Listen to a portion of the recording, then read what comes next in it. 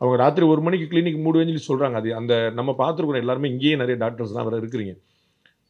இவ மேடம் மட்டும் இல்லை, சாரும் வந்து அவ்வளோ பிரபலமான டாக்டர், அவ்வளோ முக்கியமான டாக்டர். அவர் வந்து 2 பேருமே தன்னுடைய துறையில் சக்ஸஸ் பண்ணவங்க. அதாவது அம்மா சொன்னாங்களே அந்த எம்எல்ஏ பதவிக்கு வேற எங்கேயும் வேலை கிடைக்காம அரசியல்வாதி ஆனவங்க இல்லை.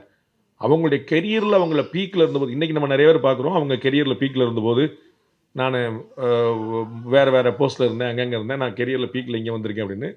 அம்மா வந்து இன்றைக்கி நினச்சாலும் ரீகெயின் பண்ண முடியும் அவங்களுக்கு கெரியரை. மற்றவங்களால அப்படி பண்ண முடியுமான்னு பார்க்கணும், உங்களுக்கு புரிஞ்சுக்கணும். நான் இன்னைக்கு வந்து அவ்வளோ பெரிய இடத்துல இருந்தேன், அரசியலுக்கு வந்தேன் அப்படின்னா ரைட் ஓகே. 20 வருஷம் கழிச்சு திருப்பி அந்த இடத்துக்கு பழைய இடத்துக்கு போக முடியுமான்னு போக முடியாது. டாக்டரால் போக முடியும். அவ்வளோ வந்து முக்கியமான வந்து டாக்டரும் அவங்க சாரும் வந்து அவ்வளோ பெரிய ஆச்சரியமான உழைப்பாளிகள். அவருடைய மேடமுக்கும் தெரியும் அவருடைய கான்ட்ரிபியூஷனை நான் வந்து பலமுறை சொல்லியிருக்கிறேன். அது வந்து அந்த மாதிரி ஒரு தியாகங்கள்லாம் அமையாது.